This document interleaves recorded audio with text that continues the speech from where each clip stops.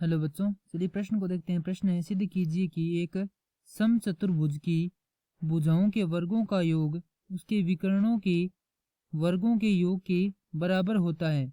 प्रश्न को हल करने से पहले जो इसकी मुख्य अवधारणा है उस पर विचार करते हैं। तो प्रश्न के लिए जो मुख्य अवधारणा है वह हो जाएगी पाइथागोरस प्रमेय।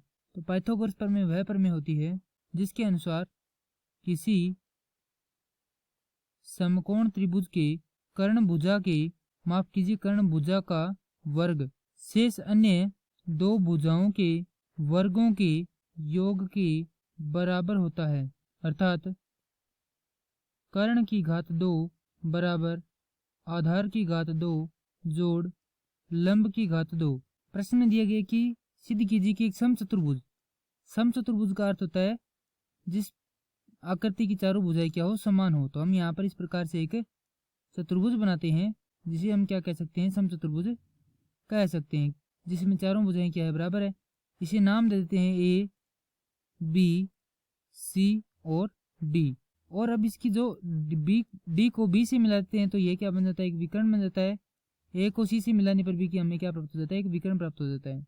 तो यहाँ से हम लिख सकते हैं ए बी बराबर बी सी बराबर सी डी बराबर डी ए। क्यों? क्योंकि ये क्या है, समचतुर्भुज की भुजाएं हैं।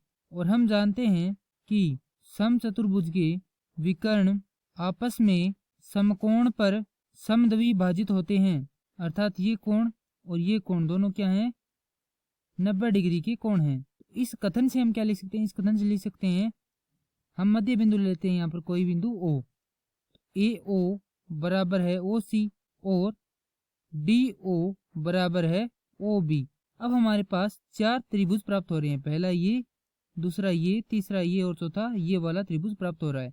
और चारों त्रिभुज क्या है, समकोण है। तो इनमें से कोई भी एक त्रिभुज लेकर हम इसे सिद्ध कर सकते हैं। तो हम यहाँ पर लेते हैं त्रिभुज ए ओ बी से या बी में पाइथागोरस प्रमेय से। यदि इस त्रिभुज में पाइथागोरस प्रमेय लगाएंगे तो कर्ण भुजा कौन सी होगी, जो समकोण की सम्मुख भुजा होगी। समकोण ये है तो इसकी सम्मुख भुजा हो जाएगी, माफ कीजिए, समकोण यहाँ पर ये है तो इसकी सम्मुख भुजा हो जाएगी ये वाली, अर्थात ए बी। ए बी की घात 2 बराबर ए ओ की घात 2 जोड़ बी ओ की घात 2। और हम यहाँ से जानते हैं कि जो ए ओ है वो किसके बराबर है, ओ सी के, अर्थात ये वाला भाग इसके बराबर, यानी पूरे का ये कितना है, आधा है ए ओ, यानी कि ए सी का आधा है ए ओ। ए सी का है 1/2 भाग ए ओ, और जो बी ओ है वह क्या है, 1/2 भाग है बी, माफ कीजिए, यहाँ पर ये ए ओ है 1/2 ए सी और यह है बी ओ 1/2 बी डी। तो यह मान इस समीकरण में रख देते हैं तो हमें प्राप्त होता है ए बी की घात 2 बराबर ए सी की घात, माफ कीजिए, C/2 की घात 2 जोड़ बी डी की बटा 2 की घात 2।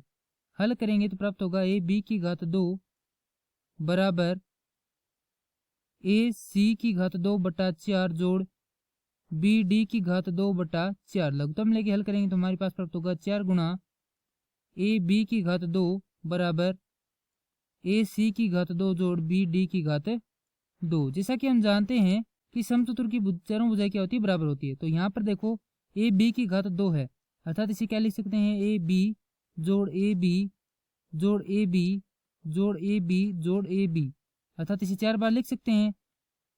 और वह भी क्या होगी, इसकी घात होगी, अर्थात 2 की घात में है, तो बराबर है ए सी की घात 2 जोड़ बी डी की घात 2।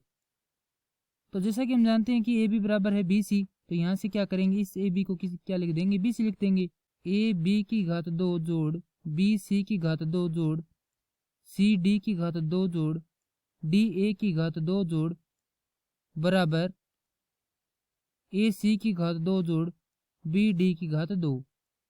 और यही हमसे प्रश्न में पूछा गया था कि समचतुर्भुज की भुजाओं के वर्गों का योग, भुजाएं कौन कौन सी, A B C C D और डी ए, इनके वर्ग है, तो इनके वर्गों का योग उसके विकर्णों के वर्गों के योग के बराबर होता है। तो विकर्ण क्या है, ए सी और बी डी, इनके वर्गों के योग के क्या है, बराबर है।